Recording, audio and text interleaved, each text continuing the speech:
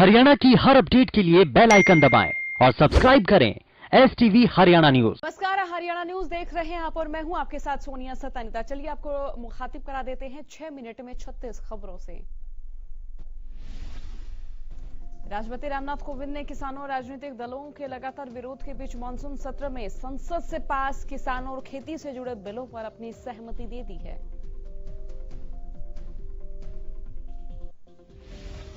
कृषि बिलों के खिलाफ कांग्रेस का प्रदर्शन लगातार जारी है और वहीं आज बिलों के खिलाफ कांग्रेस विरोध प्रदर्शन के बाद राज्यपाल को ज्ञापन सौंपेगी।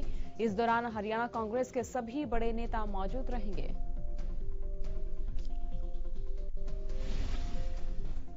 देश की राजधानी दिल्ली के दिल कहे जाने वाले राजपथ पर कृषि कानून के विरोध में किसानों का गुस्सा देखने को मिला। भगत सिंह की जयंती पर दिल्ली के इंडिया गेट पर पंजाब यूथ कांग्रेस कार्यकर्ताओं ने केंद्र सरकार के कृषि कानूनों को लेकर जबरदस्त विरोध किया।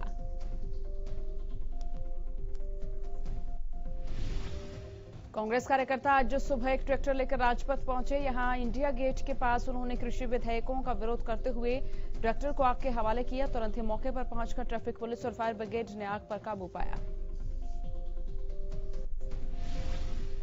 कृषि बिलों के विरोध के बावजूद बीजेपी के साथ मजबूती से खड़े रहने का जेजेपी ने संकेत दिया है। सूत्रों के मुताबिक दुष्यंत चौटाला जल्द अमित शाह और जेपी नड्डा से मुलाकात कर सकते हैं और इस मुलाकात के दौरान कृषि बिलों और गठबंधन पर चर्चा हो सकती है। सीएम मनोहर लाल ने केंद्रीय गृह मंत्री अमित शाह से मुलाकात की। अमित शाह के आवास पर कई अहम मुद्दों पर चर्चा की गई।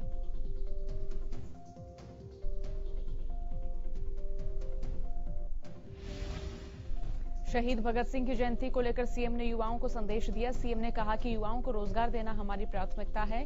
सूबे के युवाओं ने अपनी मेहनत से विश्व में अपनी अलग पहचान बनाई है।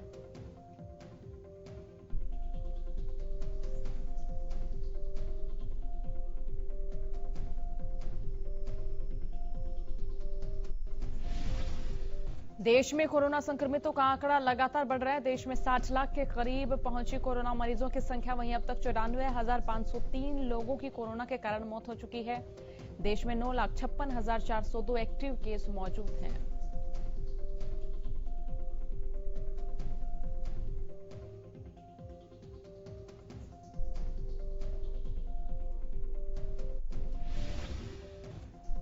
प्रदेश में लगातार कोरोना की मार जारी है। पिछले 24 घंटे में 1,515 नए मामलों की पुष्टि हुई। इसी के साथ मरीजों की संख्या 1,23,782 पहुंची और अब तक 1,307 लोगों की जान जा चुकी है। फरीदाबाद के 5 नंबर इलाके में 2 गुटों में खूनी संघर्ष का मामला सामने आया। दोनों गुटों में जमकर लाठी डंडे चले। मारपीट का मामला सीसीटीवी में कैद हो गया।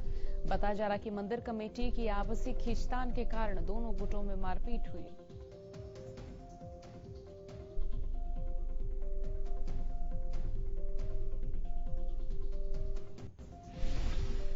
हरियाणा के कृषि मंत्री जेपी दलाल का किसानों की ओर से विरोध लगातार जारी है। बरोदा हल्के के गांव छिछड़ाना में किसानों ने अर्धनग्न होकर और काले झंडे दिखाकर जमकर प्रदर्शन किया।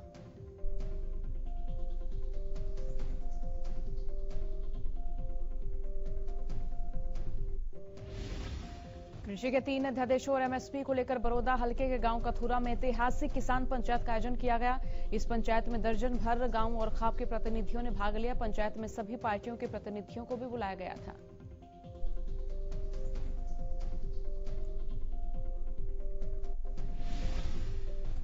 हरियाणा के मेवात में साल 2016 में हुए गैंगरेप और मर्डर केस के संबंध में जांच कर रही दिल्ली सीबीआई की टीम ने एक आरोपी रविंदर को गिरफ्तार किया। सीबीआई की टीम ने आरोपी को पंचकुला स्थित सीबीआई की कोर्ट में पेश किया।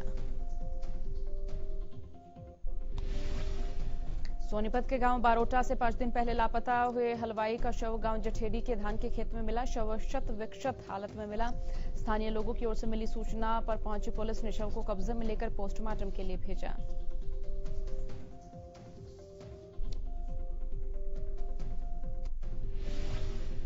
करनाल पुलिस को मिली बड़ी कामयाबी। पुलिस ने चोरी की 5 मोटरसाइकिल समेत 3 आरोपियों को धर दबोचा। जानकारी दे दें कि 26 सितंबर को करनाल पुलिस की crime unit anti auto theft team द्वारा गुप्त सूचना मिली थी, जिसके आधार पर पुलिस ने कार्रवाई की है। देश के प्रधानमंत्री नरेंद्र मोदी ने रविवार को मन की बात कार्यक्रम में सोनीपत के गांव अटेरना के किसान कंवल सिंह चौहान की तारीफ की। कंवल सिंह ने अपनी मेहनत से गांव की महिलाओं को रोजगार उपलब्ध कराया है।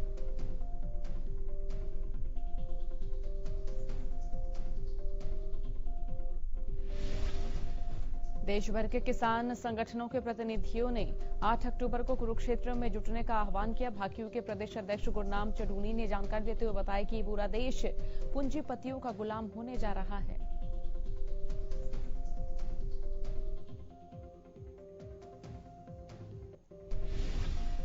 गुरनाम सिंह ने कहा, आज देश के कई मुख्य किसान नेताओं को आगामी आंदोलन को लेकर चर्चा की है और तय किया कि इस आंदोलन को पूरे देश में तेज करने के लिए 8 अक्टूबर को पूरे देश के सभी किसान संगठनों के प्रतिनिधियों को मीटिंग में बुलाएंगे और कुरुक्षेत्र कंबोज धर्मशाला में सुबह 11 बजे मीटिंग होगी।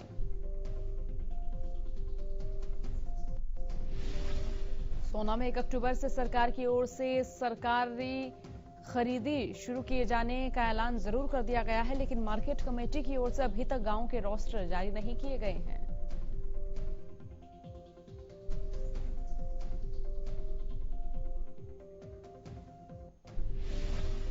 हाल ही में हुए किसान आंदोलन पर निशाना साधते हुए कैबिनेट मंत्री कंवरपाल गुर्जर ने कहा कि जो किसानों का आंदोलन था उसमें कोई किसान निकलकर नहीं आया, क्योंकि धीरे धीरे किसानों की समझ में बात आ रही है कि ये जो बिल है 100% किसानों के हित में ही है।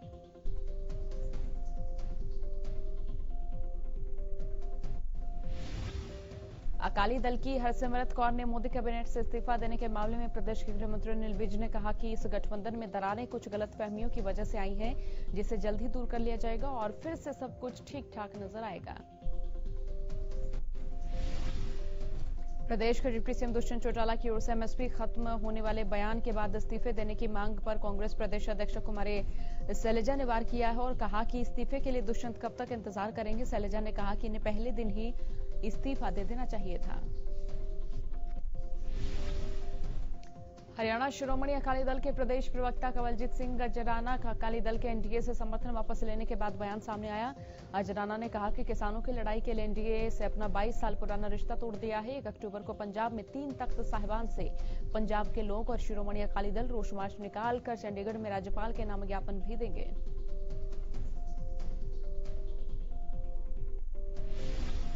हरियाणा विधानसभा के स्पीकर ज्ञानचंद गुप्ता माता मनसा देवी दरबार पहुंचे, जहां श्री माता मनसा देवी मंदिर में यज्ञशाला में हवन यज्ञ किया गया।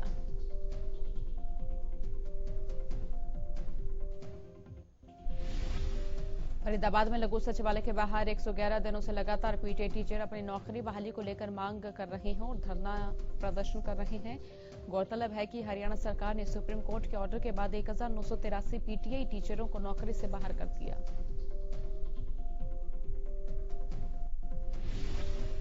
फरीदाबाद में लघु सचिवालय के बाहर 111 दिनों से लगातार पीटीआई टीचर अपनी नौकरी बहाली की मांग को लेकर धरने पर हैं। गौरतलब है कि हरियाणा सरकार ने सुप्रीम कोर्ट के ऑर्डर के बाद 1983 पीटीआई टीचरों को नौकरी से बाहर कर दिया।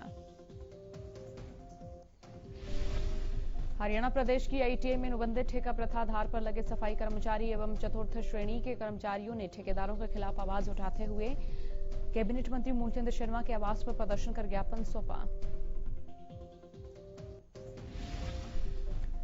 बल्लभगढ़ के वार्ड नंबर 40 के हाई टेंशन रोड पर लोगों ने प्रशासन के खिलाफ जमकर प्रदर्शन किया। दरअसल लोग मोबाइल टावर लगाने का विरोध कर रहे हैं। स्थानीय लोगों ने नगर निगम कर्मियों पर मिलीभगत के आरोप लगाते हुए जमकर नारेबाजी की। सिरसा के डबवाली रोड स्थित निजी अस्पताल में रोड एक्सीडेंट से घायल होने के बाद दाखिल मरीज के परिजनों ने जमकर हंगामा किया। हंगामे की खबर मिलते पुलिस मौके पर पहुंची और स्थिति पर नियंत्रण पाया। फरीदाबाद में ब्रांडेड कंपनियों के नाम से नकली घी बनाने वाली फैक्ट्री का सीएम फ्लाइंग टीम ने भांडाफोड़ किया। छापेमारी के दौरान भारी संख्या में प्रतिबंधित भांग की गोलियां भी बरामद की गई। पानीपत के वार्ड नंबर 15 के किशनपुरा में लोग गंदा पानी पीने को मजबूर हैं। पिछले कई दिनों से नलों से गंदा पानी आ रहा है, जिसकी शिकायत स्थानीय निवासी प्रशासन से भी कर चुके हैं। बावजूद इसके लोगों की समस्या यहां जस की तस बनी हुई है। फरीदाबाद के हार्डवेयर प्याली रोड पर आए दिन लोग हादसे का शिकार हो रहे हैं। बता दें कि सड़क हादसे के कारण वाहन चालकों को परेशानियों का सामना करना पड़ रहा है। 25 सितंबर को एक शख्स की दुर्घटना के दौरान मौत हो गई। बता दें कि मृतक युवक अपनी मोटरसाइकिल पर सवार होकर घर जा रहा था, तभी जर्जर सड़क के चलते उसका बैलेंस बिगड़ गया और वो सड़क पर गिर गया। तभी पीछे से आ रहे वाहन ने उसे टक्कर मार दी और मौके पर ही उसकी मौत हो गई।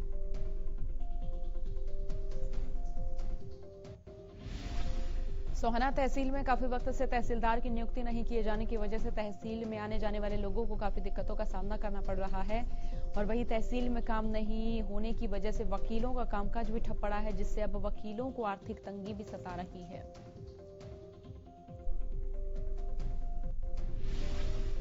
सिरसा के राम कॉलोनी में बीजेपी नेता भूपेंद्र खट्टर के भाई सूरजभान खट्टर के घर का बिजली कनेक्शन काटने का मामला गर्माता जा रहा है।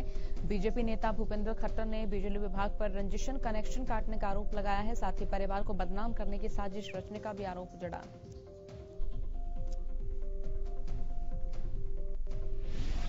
तो वहीं दूसरी ओर बिजली निगम के अधीक्षक अभियंता ने इस मामले में प्रेस कॉन्फ्रेंस कर साफ कर दिया कि सिरसा में करीब 35 से 40 करोड़ राशि के बिल बकाया है। रिकवरी के लिए अलग अलग टीमें बनाकर रिकवरी की जा रही है।